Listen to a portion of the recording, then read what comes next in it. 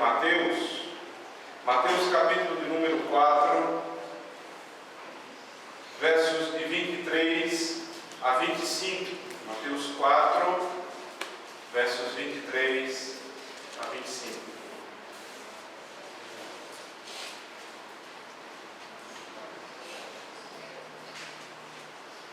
Percorria Jesus toda a Galileia, ensinando nas sinagogas, pregando o evangelho do reino e curando toda sorte de doenças e enfermidades entre o povo. E a sua fama correu por toda a Síria. Trouxeram-lhe então todos os doentes, acometidos de várias enfermidades, tormentos, endemoniados, lunáticos e paralíticos, e ele os curou. E da Galileia, Decápolis, Jerusalém, Judeia e da além do Jordão, numerosas multidões o seguiam. Vamos orar, irmãos. Senhor, aqui está a tua palavra, Senhor. Lida.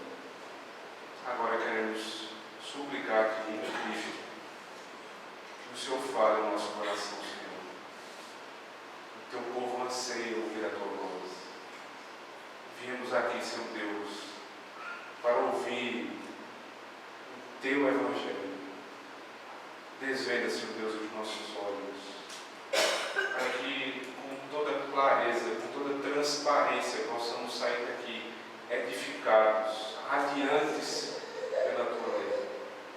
Usa, Senhor Deus, este teu servo limitado para executar esse serviço em teu nome. Amém. Irmãos, quais seriam as evidências práticas, externas do reino de Deus? Como eu posso demonstrar a alguém que o reino de Deus já chegou? Que Cristo reina? Ora, a oração do Pai Nosso, ela permanece com a esperança da vinda do reino.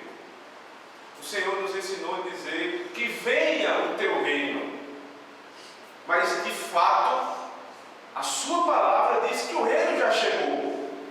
Então esta tensão entre um reino que ainda vem e o reino que já veio se coloca no coração do crente. E parece ser difícil de convencer os demais que Cristo já reina. Não vemos o seu trono, não sabemos onde estão os seus marcos, mas sabemos que Ele reina. Para alguns, as evidências práticas do reinado de Cristo, da vinda do reino, estão naqueles dons extraordinários, mais visíveis, que para os reformados ficaram no período dos evangelhos, ou até pouco depois deste período. O que evidencia, na verdade, o reino de Deus? O que nós podemos com toda certeza afirmar que a palavra de Deus garante que o reino de Deus já está entre nós? O texto de Mateus capítulo 4, versos 23 a 25 vai nos dar esta resposta. Aqui está o tripé do ministério de Cristo. Cristo prega, Cristo ensina e Cristo cura, porque a Ele foi dada toda a autoridade. A autoridade esta constituída ainda no Evangelho de Mateus, no capítulo 3, do verso 13 ao 17, no seu batismo. Vimos que o batismo de Cristo é como que a unção do rei, o rei sendo recebido e ungido no seu ofício. Este rei, após ser ungido no seu ofício, é levado imediatamente à batalha. Ele vence a batalha da tentação com Satanás, capítulo 4, os primeiros 11 versículos. Após vencer Satanás, o evangelista Mateus nos apresenta a volta de Jesus para a Galileia, capítulo 4, versos de 12 a 17. Jesus vai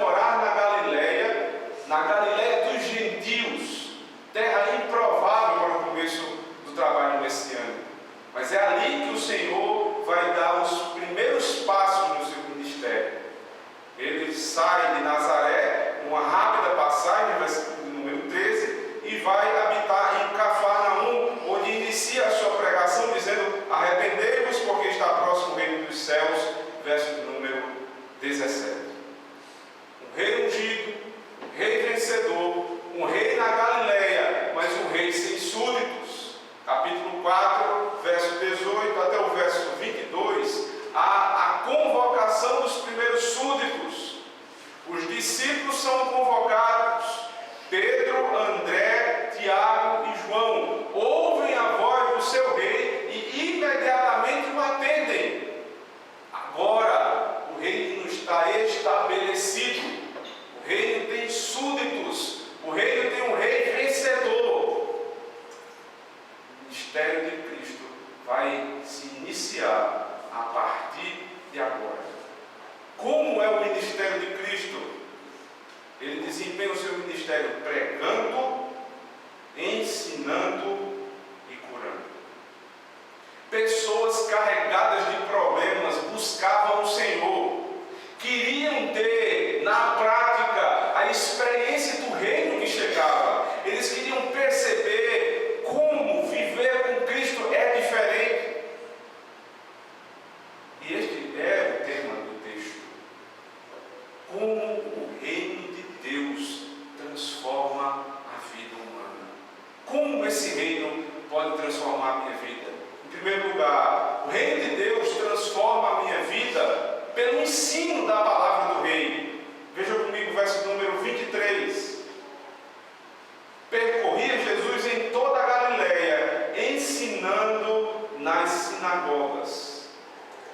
Algumas versões em português, como Revista Corrigida, Corrigida Fiel e a BRP, trazem um adendo: nas sinagogas deles, ou seja, nas sinagogas dos judeus. O que era a sinagoga? Que ambiente de ensino era esse? Desde a vinda do segundo cativeiro na Babilônia. Lá, neste cativeiro, sem templo, sem local de culto, os judeus não paravam de aprender e ensinar a palavra de Deus. Eles não tinham mais templo, eles estavam em uma terra estranha. Então eles se juntaram e iniciaram reuniões para estudo e pregação da Torá, da antiga dispensação do Senhor, em público. Esses homens se reuniam aos sábados para ler a palavra de Deus e ensiná-la nas chamadas sinagogas. Não eram todos que podiam ensinar, nem todos poderiam ler, somente os mestres. E é interessante, irmãos, que Cristo, o grande rei, também é mestre. Vocês devem lembrar-se que em João capítulo de número 3, na conversa que Cristo tem com Nicodemos, a maneira de Nicodemos tratar o Senhor Jesus Cristo é chamando de Rabi, de mestre. Cristo era o mestre da lei do Senhor. Ele tinha autoridade para falar nas sinagogas. Por isso que ele se chegava e ensinava nas sinagogas. É interessante percebermos que ao longo da revelação do Senhor, através das Escrituras, sempre Deus reserva algumas pessoas específicas e Ele as trata de maneira diferente, investindo de autoridade para falar em seu nome. Hoje pela manhã nós vimos o ministério profético como se dá. E é interessante como esse texto tem uma abordagem muito semelhante. Quando no Éden o Senhor queria falar à família da aliança, Ele não se dirigia diretamente a todos. Ele convocava Adão, dava ordem a Adão, e Adão transmitia esta ordem a toda a família. Quando Noé, capítulo de número 6, ouviu a voz do Senhor, ordenando que ele fizesse uma arca, Deus falou a Noé. Noé transmitiu a sua família. Mais tarde, Gênesis capítulo 17, na instituição da circuncisão, o primeiro selo e sinal da antiga aliança, Abraão ouve a voz de Deus nos primeiros versículos do capítulo 17. Depois ele convoca a sua família, convoca os seus filhos e seus servos e transmite a palavra de Deus. Era um homem autorizado para pregar a palavra de Deus. Capítulo 19 e 20 de Êxodo, quando o Senhor vai entregar a sua lei no Monte Sinai. Após a entrega da lei, versículo número 19, o povo clama para que Deus não falasse diretamente ao povo. O povo temia a presença de Deus por conta do seu pecado e clama para que Moisés falasse por eles. Moisés era um mediador entre Deus e os homens. Era um homem vocacionado e separado para esta obra. É bem verdade, irmãos, que nós temos algumas profetisas na palavra do Senhor, algumas mulheres que profetizavam. Todos nós sabemos disso, não há problema algum. Mas se você perceber, o ministério profético feminino era extraordinário, não fazia parte do plano inicial de Deus. O ministério profético feminino, ele sempre era utilizado de maneira extraordinária para envergonhar os homens, quando estes deixavam de cumprir o seu papel. Veja, não eram apenas homens vocacionados, não era apenas a necessidade de ser um homem, mas ser um homem vocacionado e separado para tal obra. O ministério profético cumpriu o seu papel na revelação divina. Eu queria que você observasse comigo o que dizem os ciclos de fé da nossa igreja. O Catecismo Maior de Westminster, quando fala sobre pregação da palavra de Deus, pergunta de número 158. Por quem a palavra de Deus deve ser pregada? A resposta: a palavra de Deus deve ser pregada somente por aqueles que têm dons suficientes.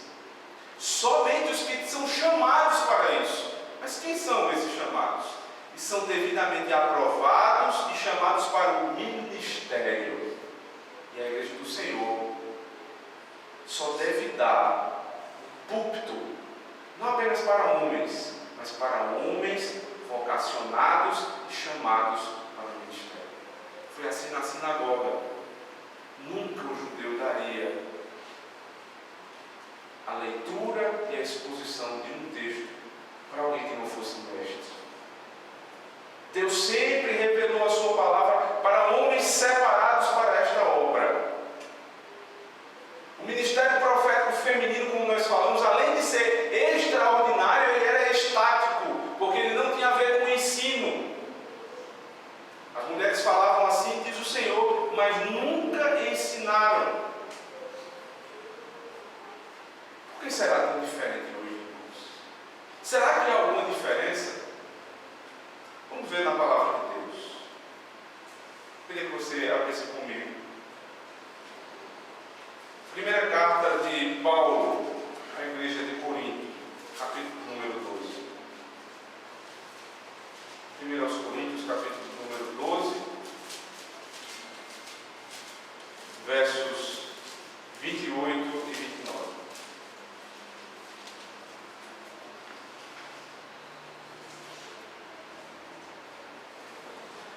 Aonde ele estabeleceu Deus na igreja? Primeiramente, apóstolos, em segundo lugar, profetas, em terceiro lugar, mestres, depois operadores de milagres, depois dons de curar, socorros, governos, variedade de línguas. Porventura são todos apóstolos ou todos profetas, são todos mestres ou operadores de milagres, têm todos dons de curar, falam todos em línguas, interpretam todos. Veja o que o apóstolo está dizendo. Ele ensina que existem várias funções distintas nos ofícios da igreja do Senhor. A cada um ele deu uma função. Então todos não podem ter todas as funções da igreja. Deus separou um para cada função. A mulher tem a sua função na igreja.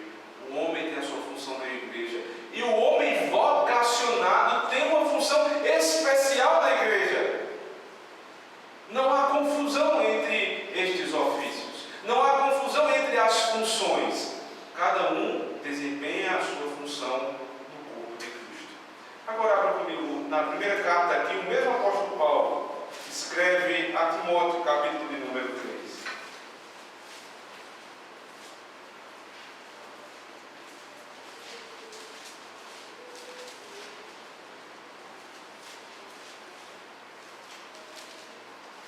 Fiel é a palavra. Se alguém aspira ao episcopado, excelente obra almeja. Quais são as qualificações para um presbítero, para um ministro da palavra de Deus? É necessário, portanto, que o bispo, e não a bispa, não existe isso, é estranho à Escritura, seja irrepreensível e esposo de uma só mulher. É necessário que seja esposo de uma só mulher. Portanto, é necessário que seja um homem.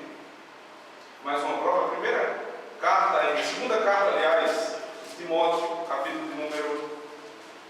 Aliás, primeira carta, capítulo número 2, perdão. A partir do verso 8. Quero, portanto, que os varões orem em todo lugar, levantando mãos santas, sem ira e sem animosidade. Veja, o título que a Sociedade Bíblica deu a esse texto: proceder conveniente no culto público. Verso 9. Da mesma sorte, qual é o papel da mulher? Que as mulheres em traje decente se ataviem com modéstia e bom senso, não com cabeleira frisada e com ouro, ou pérolas, ou vestuário dispendioso, porém com boas obras, como é próprio às mulheres que professam ser piedosas. Continuando na função da mulher no culto, a mulher aprenda em silêncio, com toda submissão. Qual seria o argumento do apóstolo Paulo? Seria um argumento cultural, temporal, ou um argumento eterno? Verso 12. E não permite que a mulher ensine e exerça a autoridade de homem, ou seja, a autoridade própria do homem, que foi dada por Deus para o homem. Esteja, porém, em silêncio, porque primeiro foi formado Adão, depois Eva.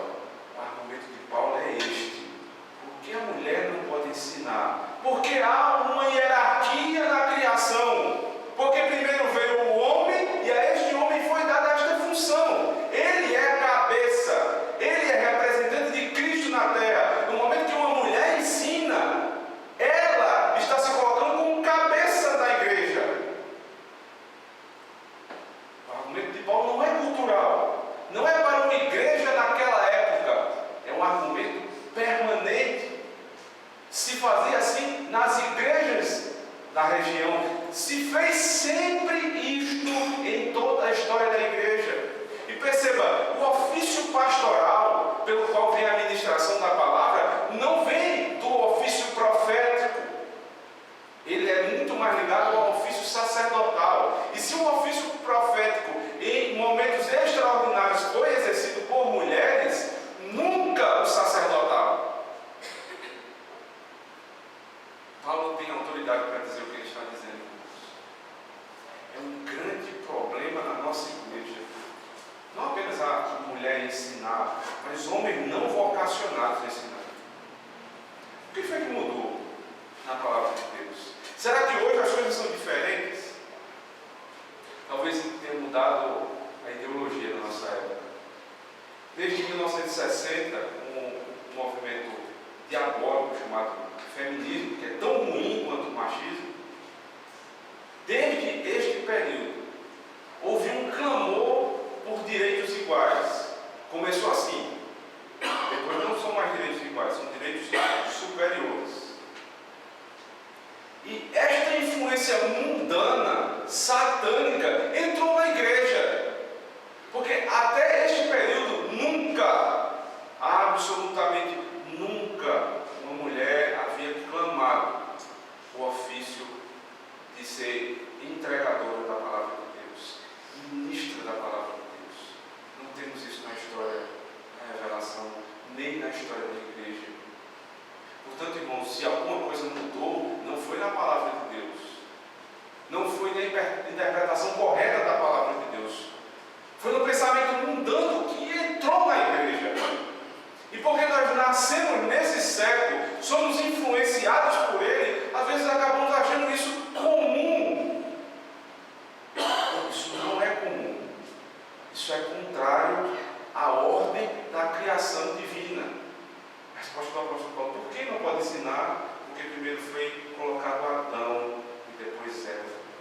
Porque é primeiro Cristo, depois a igreja.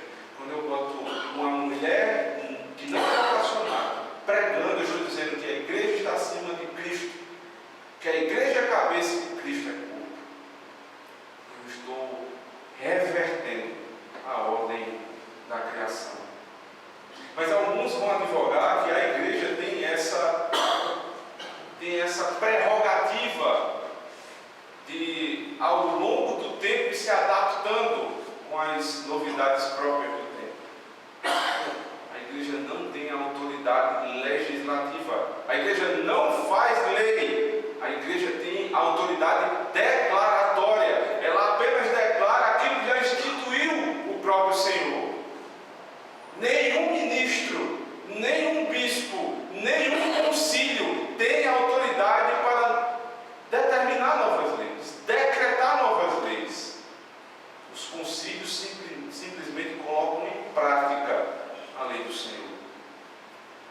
Queria que você olhasse mais uma vez para o texto da palavra de Deus, em Mateus capítulo número 4, agora o verso 24. Diz assim: e a sua fama correu por toda a Síria.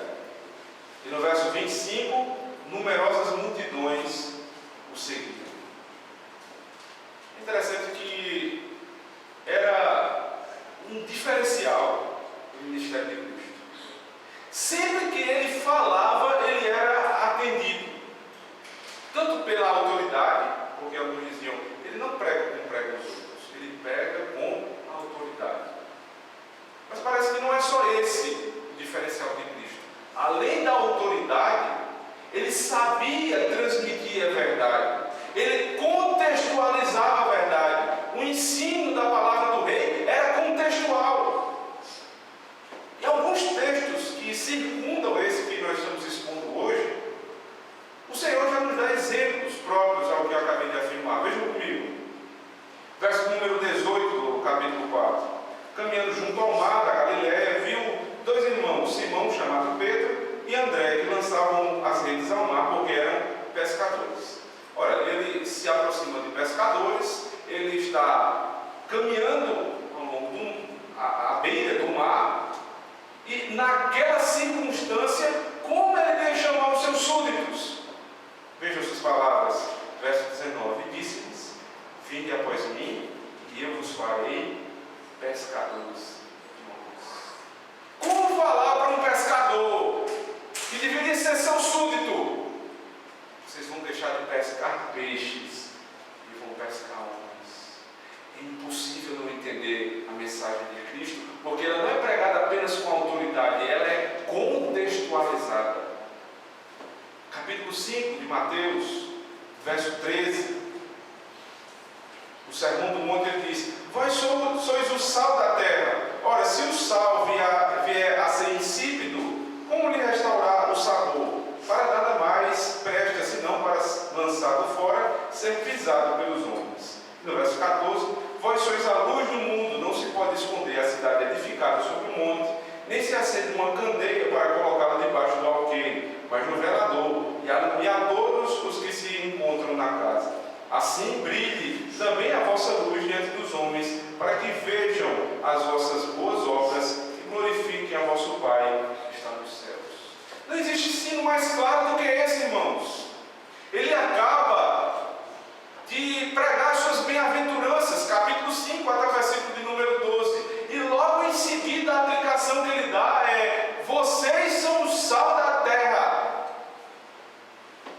Terra sem um crente é uma terra insípida, é uma terra sem gosto. O crente precisa ser o diferencial da terra. Como explicar isso a eles? Vocês são o sal da terra. Mas a terra vive em trevas. Como explicar essa verdade a esses homens? Vocês são bem-aventurados, vocês precisam ser luz. Quão distante está a pregação da nossa época do ensino de Cristo? Nós corremos em dois extremos. Ou temos um ótimo pregador, expositor, conhecedor das línguas originais, mas que não tem aptidão para passar, para transmitir, para contextualizar a sua vida.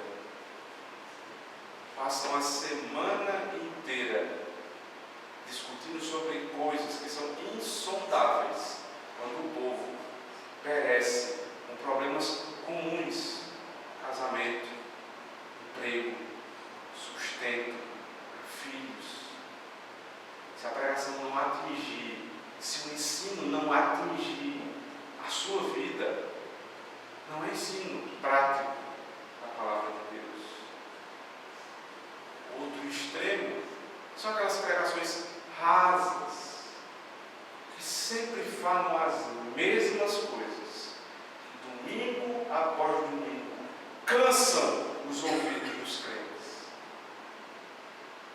Como era a pregação do Senhor? Como era o ensino do Senhor? Ele era profundo e ao mesmo tempo contextualizado. Falando sobre essas pregações rasas, o reverendo Augusto de Nicodemo diz: o Senhor Jesus Cristo veio para tirar o nosso pecado, não a nossa inteligência. Cristo não veio para tirar a sua inteligência. Essa não é a obra do Senhor. A música tem um papel preponderante no culto ao Senhor.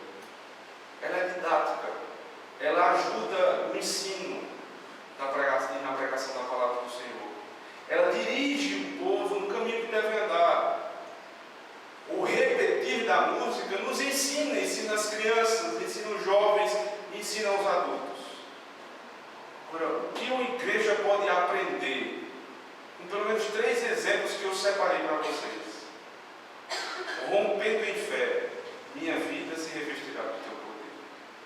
É impossível não aprender triunfalismo. É impossível não aprender falsas promessas. Deixa de se cantar que Cristo é Senhor, que Ele reina, que é necessário que eu me arrependa dos meus pecados. E começam a exaltar o crente, exaltar algo que não é próprio para a vida de um pecador, que é o nosso coração. Restituir o que eu perdi. Eu não perdi nada porque nada eu tinha. Eu nasci em pecado me concebeu minha mãe. Como eu perdi alguma coisa? Paulo disse que o viver para mim, só o viver é lucro. Viver é Cristo, morrer é lucro. Tudo que eu faço é para Deus. Não há absolutamente nada que eu tenha perdido. Existem outros que cantam: incendeia, Senhor, a tua casa, incendeia, Senhor, a tua igreja. Imagine se o Senhor ouvisse esse pedido. O fogo, como nós já vimos aqui no próprio texto de Mateus, é fogo consumidor, é juízo de Deus. Como pode o povo de Deus pedir juízo sobre si, irmãos? Como pode o povo de Deus cantar pedindo que Deus incendeie a sua igreja? Outros ainda cantam: eu tenho DNA de adorador. Pobreza poética. Meus irmãos, a gente ri, mas isso é tão sério. Porque esse tipo de ensino está ficando na cabeça do crente. E se canta de uma maneira tão normal, tão comum, como se absolutamente nada estivesse acontecendo. Como se houvesse esse DNA. O ensino de Cristo era autoritativo, era contextualizado, mas ele não relativizava o que estava revelado. Eu não tenho autoridade para dizer nem mais, nem menos do que está na palavra de Deus. Como o reino de Deus transforma a vida do homem? Primeiro, pelo ensino da palavra do rei. E é da palavra do rei, não da palavra do homem. E em segundo lugar, pela pregação do Evangelho do reino. Mais uma vez, verso número 23. Ensinando nas sinagogas e pregando o Evangelho do reino. O autor, ele distingue esses 2 aspectos do ministério de Cristo: ensino e pregação. É verdade, irmãos, que toda pregação, boa pregação, contém ensino. Mas nós não podemos confundir esses 2 aspectos. A pregação, ela é a proclamação pública das verdades de Deus. Ela é como que um monólogo. Já a explicação, o ensino, ele é mais particular, ele é mais detalhado. Vocês podem verificar isso na nossa escola dominical. Nós tomamos tempo, às vezes esmiuçando um versículo, um pequeno aspecto de uma doutrina. E naquele momento é o momento onde há interação entre o ministro da palavra e o povo. O povo tem a oportunidade de perguntar, o povo tem a oportunidade de interagir e tirar suas dúvidas. Na pregação, apesar de haver ensino, esse aspecto não é verificado, porque a pregação é a proclamação pública da mensagem do Senhor. A pregação tem muito mais a ver e carrega muito mais semelhança com um documento jurídico sendo entregue. Um documento jurídico entregue pelo oficial de justiça não tem discussão. Não há argumentação, contra-argumentação. Você é passivo. Você ouve a pregação. A pregação é como que o próprio rei falando com o seu povo. Por isso que ela não pode ser dispensada. Por isso que ela não pode ser diminuída. Por isso que ela não pode ser feita por qualquer um, mas só pelos seus arautos, que foram separados e investidos para determinado cargo.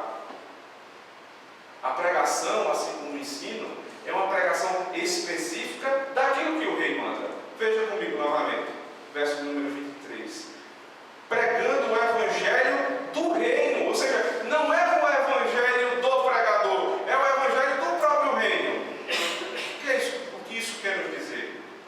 É que é o evangelho segundo a origem, ou seja, a palavra revelada, segundo o propósito, falar ao povo, e segundo a promessa, Cristo vai voltar. Não é qualquer pregação, é a verdadeira pregação. Mas como é que eu vou saber onde há uma pregação verdadeira e onde há uma pregação falsa? Quando a pregação é a pregação do reino. Quando a pregação, ela começa na palavra e termina na palavra. Quando a pregação não promete aquilo que não está na palavra. Quando a pregação não suscita falsas esperanças do povo de Deus. E é nisso que nós temos que ter muito cuidado, irmãos. Porque existem alguns bons oradores, não bons pregadores, que falam com uma voz muito mansa, que até aparentemente conhecem um pouco de Escritura porque citam muitos versículos, mas que ao final não pregam aquilo que está na palavra de Deus, não levam o povo para a verdadeira esperança. A esperança do reino não é do reino já, não é do reino desta terra. O reino de Cristo não é desta terra. Como a promessa pode ser para agora? Alguém que prega o já não está pregando o reino. Cristo pode mudar alguns aspectos negativos da minha vida hoje, mas a maior promessa é para aquilo que ainda vai vir. Mas esses homens, com voz mansa, convencem e enganam a muitos. Essa voz mansa, irmãos, me lembra muito bem, não a voz de Cristo. Cristo às vezes tem a voz mansa, mas às vezes Cristo era muito duro. Quem comigo não ajunta, espalha. Não parecia ser uma pregação muito politicamente correta. Mas esses homens têm semelhança com a serpente do Éden. Imaginem como foi a voz da serpente falando para Eva.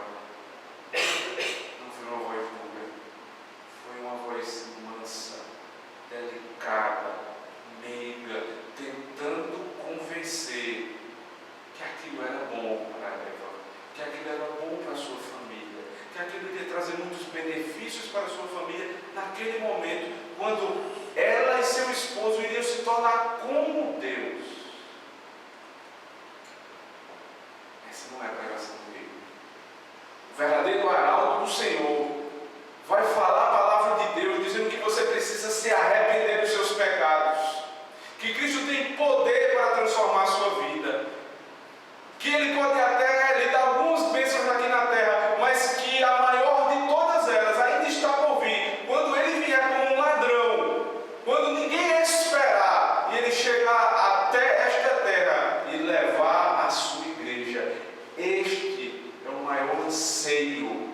crente pode ter quando houve a pregação verdadeira do Evangelho.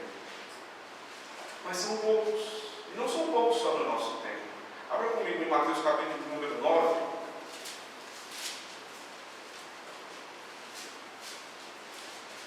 Mateus 9, a partir do verso 32.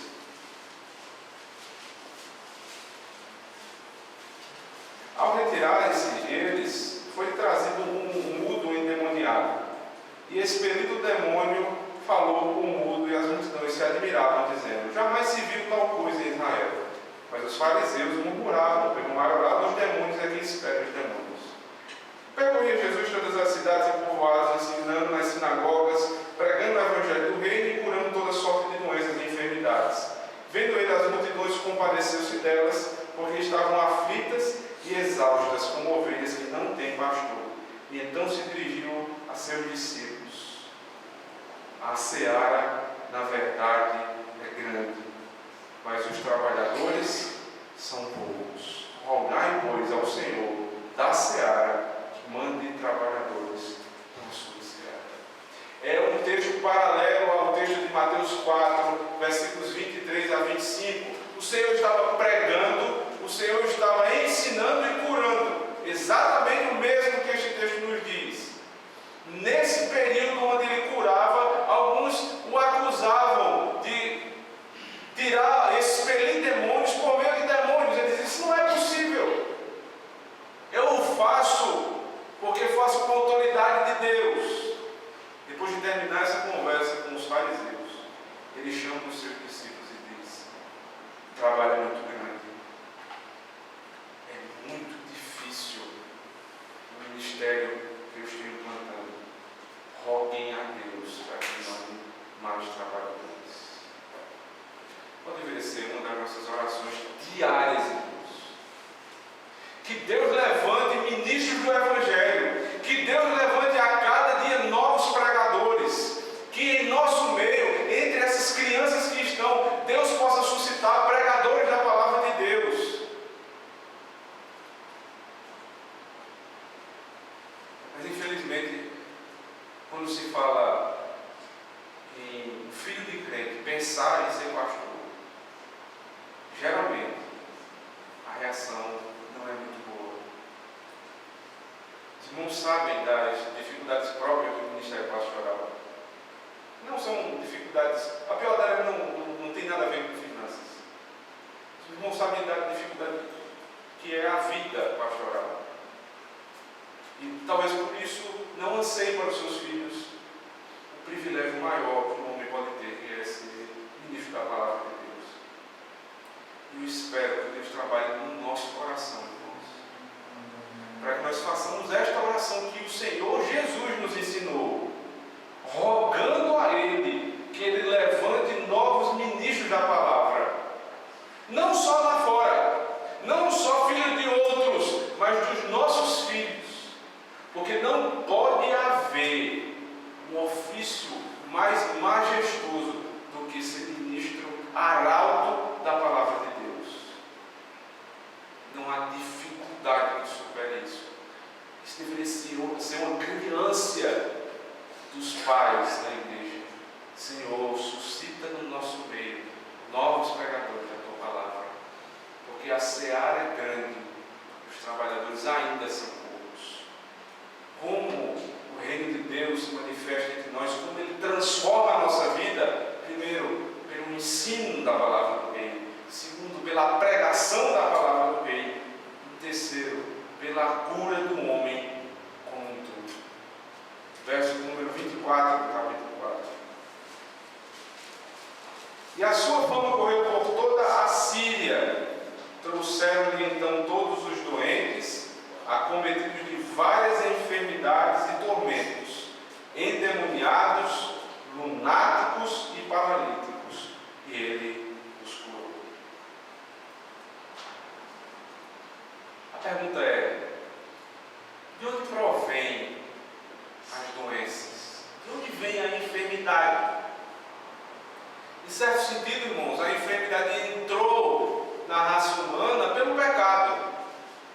Mas percebemos que a maldição temporária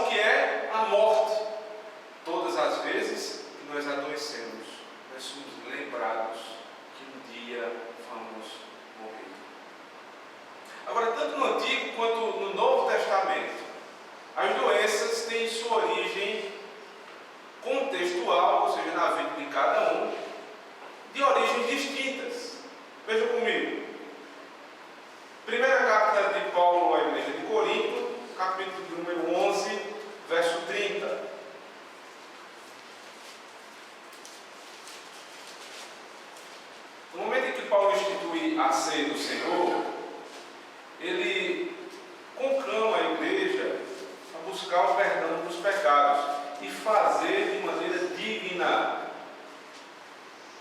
a administração daquele sacramento.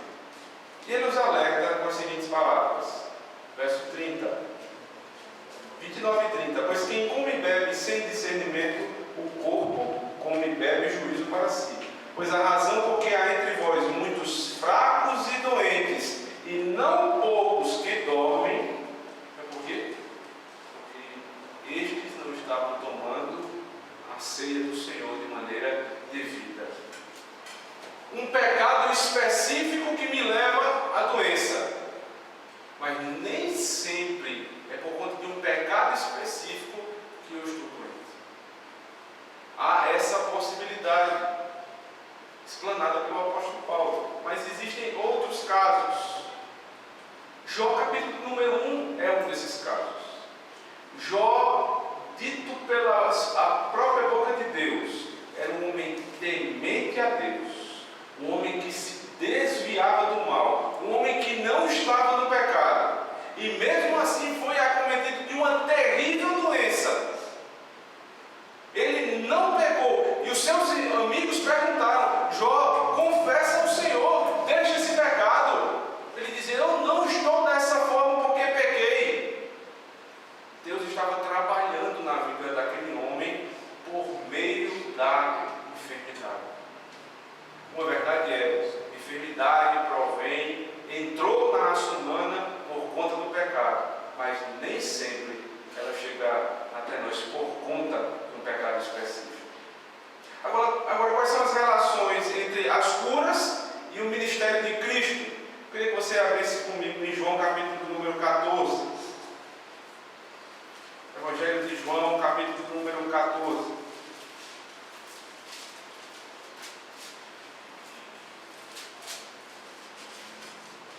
Verso 11: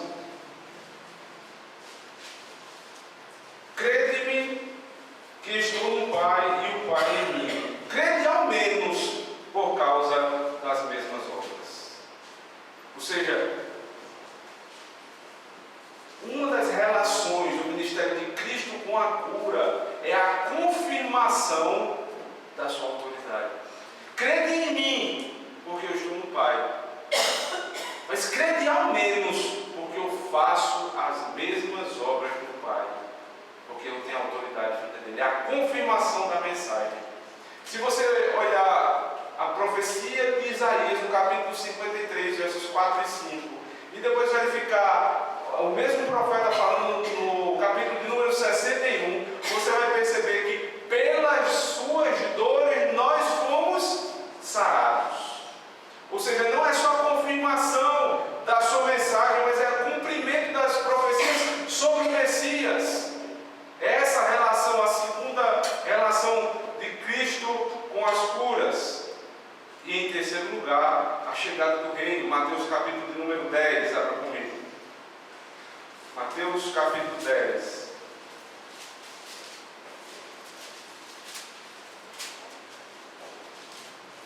Verso 7. À medida que seguimos, pregai que está próximo o reino dos céus. Como? Curai enfermos, ressuscitai mortos, purificai leprosos, expelir demônios, de graça recebestes, de graça dai. A relação são essas três, as relações são três. Primeiro, confirmação da mensagem, cumprimento do ministério messiânico e a chegada do reino. Como eu vou pregar e confirmar que Cristo é Rei? Pela operação de curas e milagres. Agora voltando para o verso número 24 do capítulo 4. Diz que ele recebia todos os doentes e acometidos de várias enfermidades. E a ideia no texto original é de toda sorte de enfermidade. Ou seja, não havia um só tipo de enfermidade que Cristo não curasse. E ele lista três tipos ou três classes gerais de enfermidades. Verso número 24. Primeiro, endemoniados.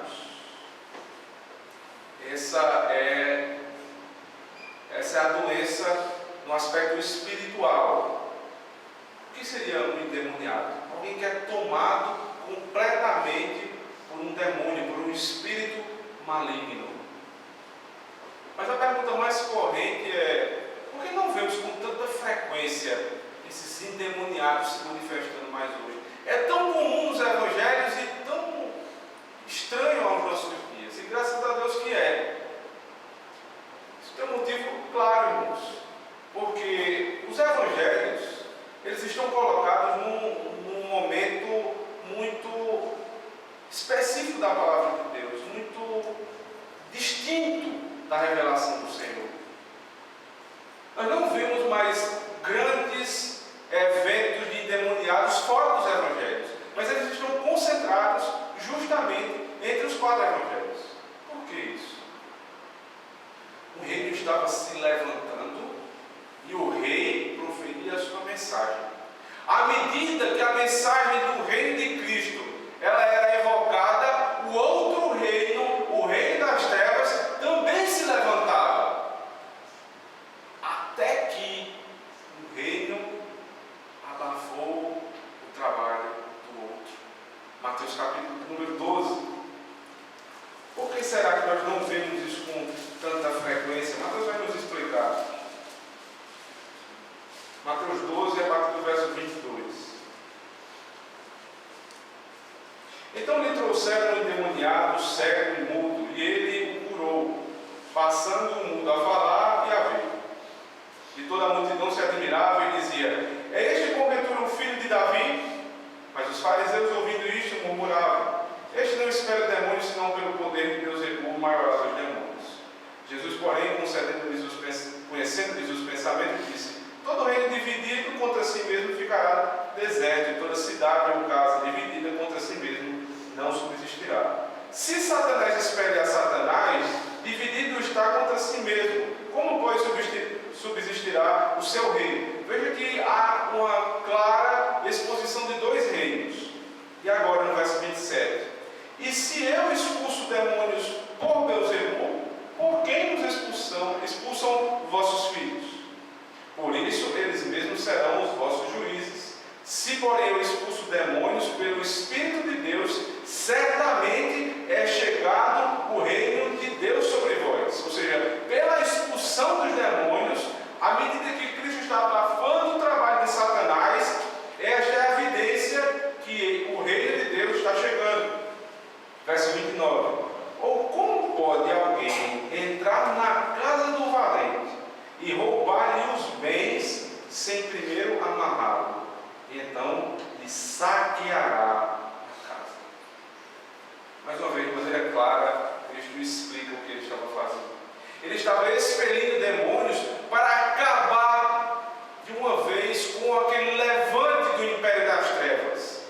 E ele diz: eu não estou expelindo demônios por demônios, porque senão esse reino estava dividido. Eu estou expulsando demônios pelo poder do próprio Deus. E à medida que ele expulsava os demônios, o império das trevas iria diminuindo. Como explicar isso? Ele diz: como alguém irá entrar na casa do valente sem antes amarrá-lo? Cristo estava saqueando a casa de Satanás. Ele primeiro amarrou Satanás, ou seja, limitou as suas ações. E aí sim, saqueou a casa do valente. Voltando à pergunta: por que não vemos mais tantos casos de endemoniados em nosso meio? Não vemos, na verdade, mais nenhum, porque esses casos cumpriram um momento específico da revelação divina, quando um reino se levantou contra o outro. Cristo limitou a ação desse reino, e aí não há mais endemoniados em nosso meio. Isso não quer dizer que o demônio não tenha uma ação forte em nosso meio, mas nunca toma a vida completa de uma pessoa. 2 informações muito necessárias para a nossa vida, que tem a ver com esse tema, irmãos. Em primeiro lugar, não há nenhum caso de um crente endemoniado. Não há. Em segundo lugar, depois dos evangelhos, nós não temos relatos frequentes de endemoniados. Eles cumpriram o papel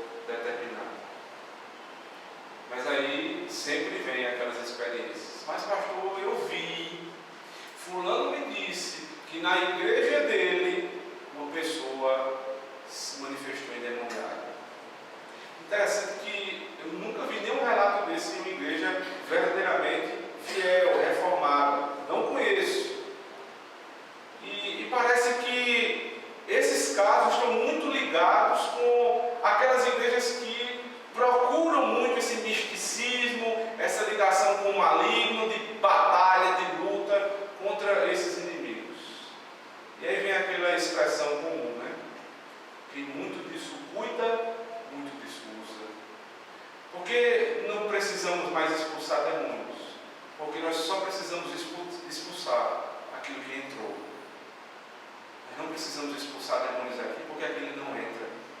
Porque as portas do inferno nunca vão prevalecer contra a igreja do Senhor. Porque no lugar onde o povo de Deus se reúne, demônio nenhum tem força. Porque o valente foi amarrado e Cristo, o nosso Rei, está sobre nós. Ele curou endemoniados, em seguida ele curou lunáticos, os problemas mentais. Porque Cristo não trabalha só no espírito, ele trabalha no espírito e trabalha na mente.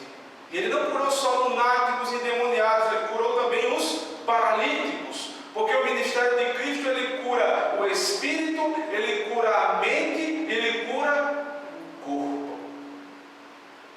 Cristo tem poder sobre toda a nossa vida. Mais uma vez, desde que a ciência tomou a primazia, tomou a prerrogativa da verdade absoluta, até mesmo os crentes deixaram de crer nas palavras aqui pronunciadas. Deus não cura só o seu espírito, Deus não cura só a sua mente, Deus não cura só o seu corpo, Deus cura um homem como um todo. Mas parece que o homem agora foi tripartido. O homem agora em seu espírito deve ser tratado pelos sacerdotes, por aqueles homens separados para o ofício espiritual. Isso é o que dizem os homens da nossa época. A mente dos homens, a alma desses homens pertence aos psicólogos, psicanalistas e psiquiatras, e o corpo aos médicos.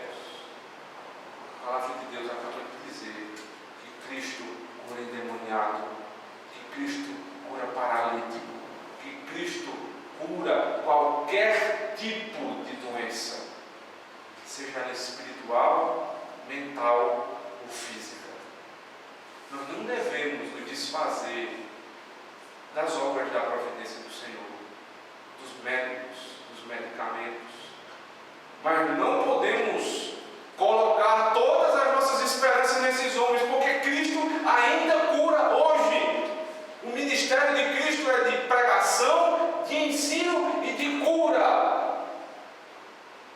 Ele cura a sua vida por completo, seja o seu corpo, seja a sua alma, seja qualquer aspecto da sua vida. Eu queria que você abrisse comigo o último texto que nós vamos ler hoje, Isaías capítulo número 35.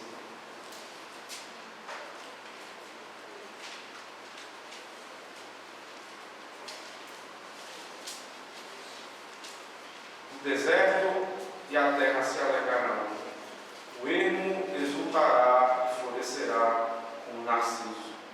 Florescerá abundantemente, jubilará de alegria e exultará. Deus-se-lhes a glória do Líbano, o esplendor do Carmelo e do Saron. Eles verão a glória do Senhor, o esplendor do nosso Deus. Fortalecerei as mãos frouxas e firmai os joelhos vacilantes. Dizei aos desalentados de coração: sede fortes, não temais. Eis o vosso Deus, a vingança vem, a retribuição de Deus. Ele vem e vos salvará. Então se abrirão os olhos dos cegos e se desimpedirão os ouvidos dos surdos. Os coxos saltarão como os servos, e a língua dos mudos cantará, pois águas arrebentarão no deserto e ribeiros no ermo. A pregação, a profecia de Isaías era que um dia toda aquela dor, toda aquela angústia do povo de Deus iria cessar. Haveria no futuro um dia em que as doenças e as enfermidades seriam saradas. Capítulo 4 de Mateus. Mateus diz que Cristo veio pregando, ensinando, curando toda sorte de enfermidade. Mas interessante, irmãos, é que naquele período específico da ministração da palavra de Deus, algumas pessoas foram curadas, mas não todas que vieram depois. Não haveria de se cumprir a profecia de Isaías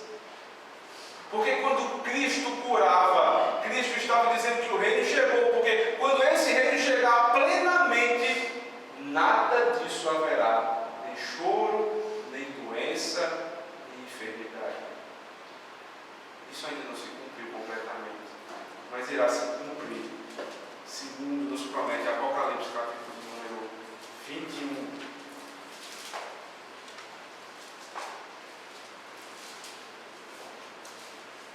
Versos 3 a 5. Então ouvi grande voz vinda do trono, dizendo: Eis o tabernáculo de Deus com os homens. Deus habitará com eles. Eles serão povo de Deus, e Deus mesmo estará com eles. E lhes enxugará dos olhos toda lágrima, e a morte já não existirá. Já não haverá luto, nem pranto, nem dor, porque as primeiras coisas passaram. A dor não existirá mais um dia. As doenças não existirão mais um dia. Quando Cristo curava, Ele estava cumprindo, em parte, aquilo que vai acontecer um dia plenamente na nossa vida. Quando o nosso corpo for revestido de glória, nem doença, nem enfermidade tocará a nenhum de nós que estamos em Cristo.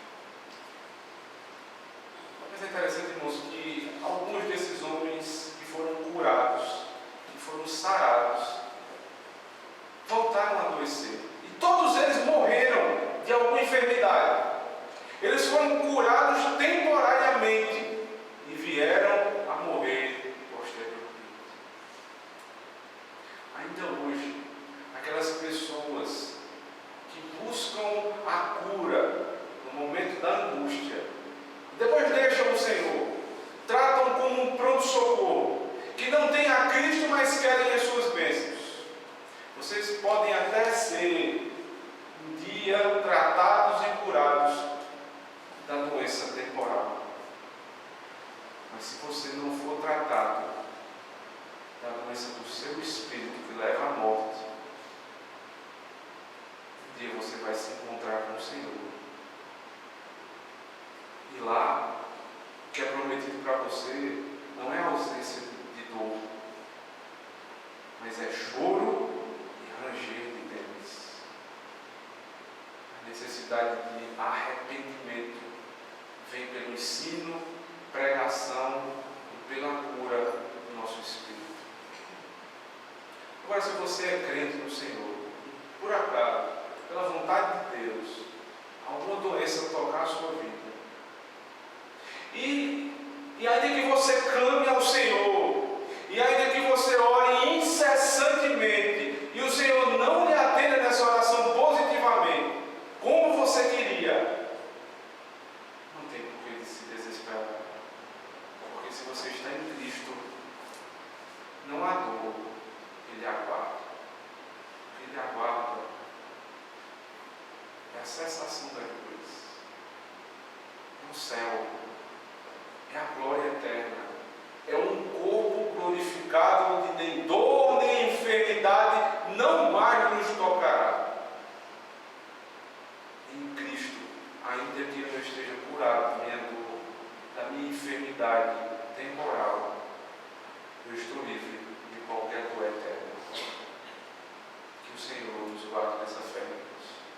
Amém. Convido a igreja a ficar de pé.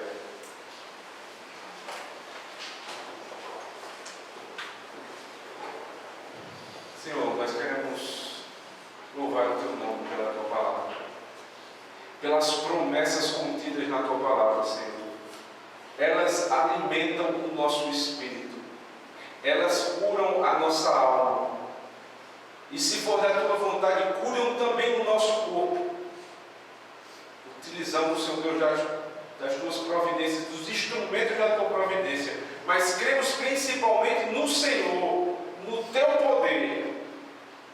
Pedimos que o Senhor conserve entre nós o ensino e pregação fiel da Tua palavra, que o Senhor dê àqueles que não têm tido,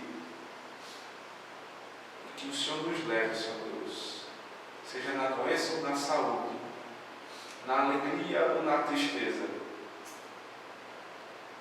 O Senhor nos persevere nessa fé que nos foi ensinada, pregada, que curou a nossa alma. Porque a nossa esperança é que um dia nenhuma dor nos tocará quando o Senhor nos reunir aos Teus santos na eternidade.